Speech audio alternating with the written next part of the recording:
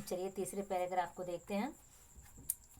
इसमें आप इसके प्रसंग में आप यही लिखेंगे कि इसमें लेखक ने यह बताने का प्रयास किया है कि बात का प्रभाव मनुष्य तक नहीं बल्कि ईश्वर तक भी है। बात का यहाँ पर बताया गया है कि बात का प्रभाव जो है वो मनुष्य तक ही सीमित नहीं है बल्कि ईश्वर तक भी है। ईश्वर तक भी ये बात इस बात का महत्व है, ये कह सकते हैं, ईश्वर तक भी है। तो चलिए देखते हैं इसका। जब परमेश्वर तक बात का प्रभाव पहुंचा हुआ है तो हमारी कौन बात रही। हम लोगों के तो गात माही बात करामात। बहुत अच्छी बात यहाँ बताई गई है। गात माही बात करामात का मतलब होता है, गात माने शरीर, माही बात करामात, करामात मतलब होता चमत्कार। शरीर में बात का ही चमत्कार है। शरीर में, हम सबके शरीर में बात का ही तो चमत्कार है। तो यही बात करें इस पंक्ति में लेखक बात की महत्ता को बताते हुए कहते हैं कि बात का प्रभाव मनुष्य तक ही सीमित नहीं है अपितु परमेश्वर तक इसके प्रभाव से बच नहीं पाए हैं। यद्यपि परमेश्वर के विषय में यदि कहा जाए तो यहाँ पर देखिए, नाना शास्त्र पुराण इतिहास काव्य कोश इत्यादि सब बात ही के फैलाव हैं।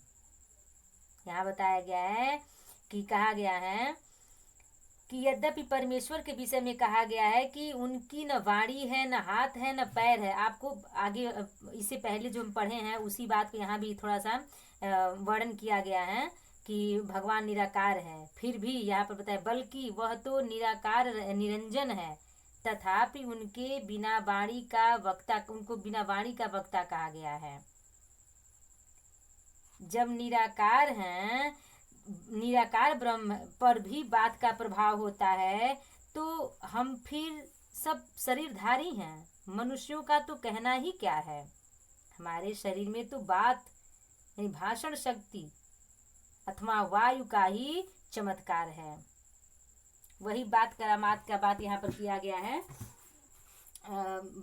गाती माही बात करामात, वही बात यहाँ पर कहा गया है कि हम तो शरीरधारी हैं तो वायु का यहाँ पर बताया गया यानी बात का ही चमत्कार है।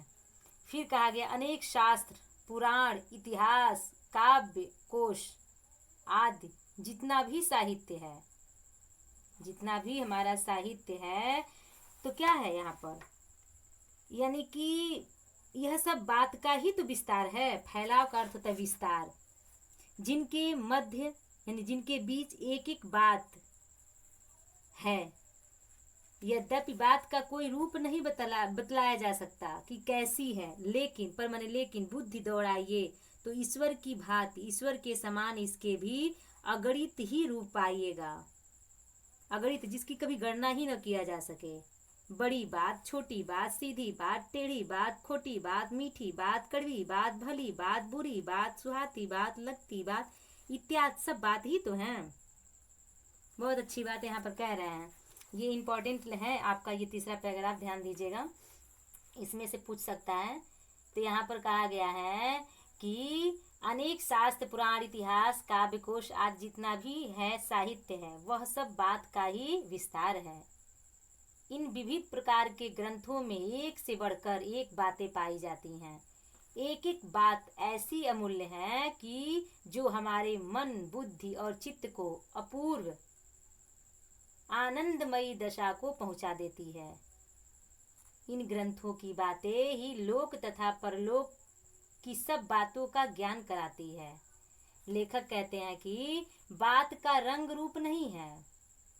कोई कह नहीं सकता कि अमुक बात ऐसी है, परंतु यदि बुद्धि से विचार कर देखा जाए, बुद्धि लगाकर सोचा जाए तो हम पाएंगे कि जैसे भगवान के अनेक रूप होते हैं उसी प्रकार बात के भी अनेक रूप होते हैं। जैसे बड़ी बात यानी कि लंबी चौड़ी बातें, छोटी बातें बहुत ही कम शब्दों में कह देना कोई बात, सीधी बातें यानी किसी बात को घुमा फिरा कर न कहना, सीधे सीधे कह देना। टेढ़ी बातें यानी किसी बात को एक तरह से कहा जाए घुमा फिरा कर कहना, वही टेढ़ी बातें हो गई। या जो मन को अच्छा न लगे, मीठी बातें यानी मन को अच्छा लगने वाली, मन को अच्छी लगने वाली बातें।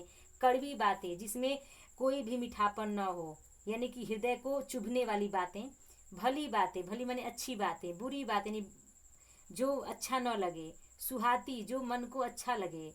लगती बातें यानी कि जैसे होता ताना देना, व्यंग्यात्मक बातें आदि कैसी भी हो, ये सब बात ही के तो रूप हैं। यहाँ पर भी आपके प्रश्न बनेंगे, ठीक है। तो चलिए आगे बढ़ते हैं। अब चौथे पैराग्राफ पर आते हैं। तो चौथे पैराग्राफ को भी देख लिया जाए। तो इसका प्रसंग में आप लिखेंगे, इसके प्रसंग में कि यहाँ पर लेखक वाणी के महत्व को स्पष्ट किया है। यहाँ सिर्फ और सिर्फ वाणी के महत्व की बात की गई है।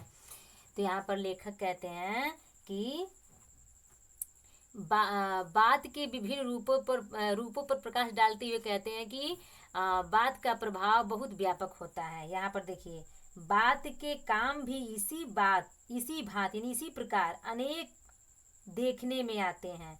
प्रीति बैर, सुख दुख, श्रद्धा घृणा, उत्साह अनुत्साह आदि जितनी उत्तमता और सहजतया बात के द्वारा विदित हो सकते हैं, दूसरी रीति में वैसी सुविधा ही नहीं। यहाँ पर बताया गया है कि उत्तमता का मतलब होता है अच्छा, सहजता यानी सरलता पूर्वक, ठीक है। उत्साह अनुत्साह यानी उत्साहित होना, और अनुसैनिक है तो उत्साहित होना। यहाँ कहने का तात्पर्य ये है कि बात का प्रभाव बहुत व्यापक होता है। बात कहने के ढंग से ही उसका प्रभाव घटता और बढ़ता है, ठीक है, घटता और बढ़ता है। निश्चय ही हमारे बात करने के ढंग से हमारा प्रत्येक कार्य प्रभावित होता है। बात के प्रभावशाली होने पर कवि अथवा चारण राजाओं से पुरस्कार में हाथी तक प्राप्त कर लेते थे, किंतु कटु बात कहने से राजाओं द्वारा लोग हाथी के पैरों तले कुचल भी दिए जाते थे। बहुत अच्छी बात इसमें कही गई है। कहा गया है कि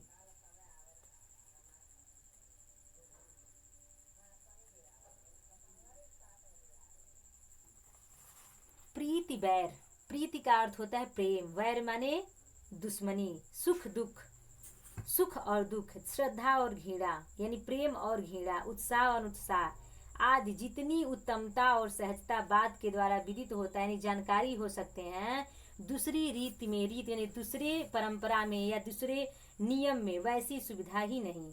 घर बैठे लाखों कोस का समाचार हम मुख और लेखनी से निर्गत बात ही बतला सकते हैं। निर्गत बात का अर्थ होता है, निर्गत का पहले अर्थ देख लीजिए। निर्गत का अर्थ होता है कि निकली हुई, ठीक है। तो यहाँ पर यही कहा गया है कि निकली हुई बात ही बतला सकते हैं। लेखनी माने होता है कलम, लेखनी माने कलम। डाक खाने अथवा तार घर के सहारे से बात की बात चाहे जहाँ की हो बात जान सकते हैं।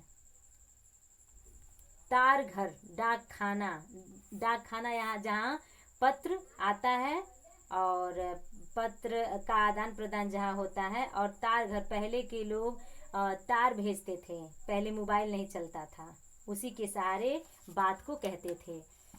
इसके अतिरिक्त बात बनती, बात बिगड़ती, बात आ पड़ती, बात जाती रहती, बात उखड़ती है। हमारे तुम्हारे भी सभी काम बात ही पर निर्भर करते हैं।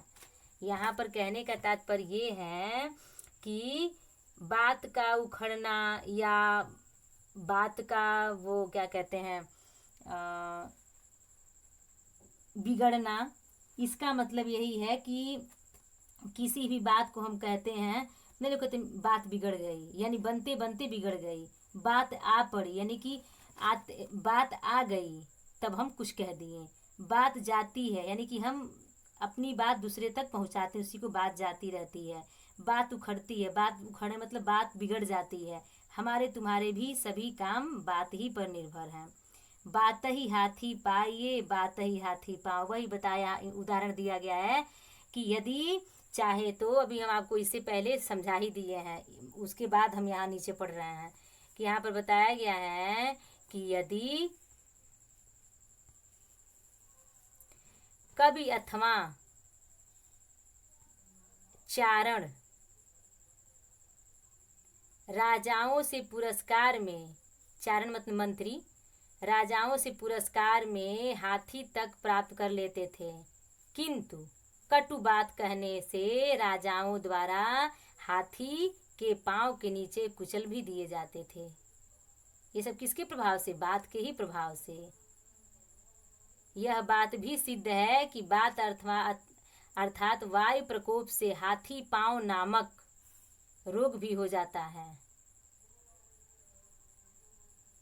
फिर आगे कहा गया है कि बात से ही पराये और अपने और पराये हो जाते हैं।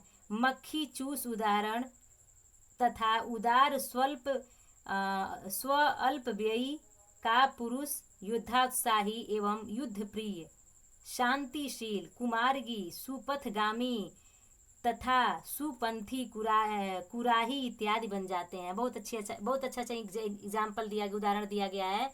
यहाँ पर कहा गया है कि किसी की वाणी से प्रभावित होकर बड़े बड़े कंजूस भी उदार हृदय वाले बन जाते हैं और परिश्रम से अर्जित अपनी संपत्ति परोपकार के लिए अर्पित कर देते हैं। इसके विपरीत कटुवाणी यानी कि कड़वी वाणी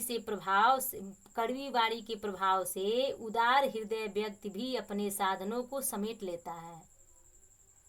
युद्ध क्षेत्र में चरणों की ओजपूर्ण वाणी सुनकर कायर में भी वीरता का संचार हो जाता है, और यदि बात लग जाए तो युद्ध चाहने वाला व्यक्ति भी शांति प्रिय बन जाता है। बात के प्रभाव से बुरे रास्ते पर चलने वाला व्यक्ति अच्छे मार्ग पर चलने लगता है, और बात की शक्ति द्वारा सन्मार्ग पर चलने वाला व्यक्ति भी दुष्टों जैसा व्यवहार करने लगता है। तात्पर्य यह है कि बात कहने का ढंग और शब्दों का प्रयोग मनुष्य पर आश्चर्यजनक प्रभाव डालता है। यहाँ कहने का यही तात्पर्य है कि बात का इतना महत्व है कि कुमार्गी भी सुमार्गी बन जाता है, अच्छे मार्ग पर चलने लगता है। ठीक है। कापुरुष के अंदर भी वीरता की भावनाएं आ जाती है। यही सभी यहाँ पर एग्जाम्पल दिया गया। चलिए आगे बढ़ते हैं।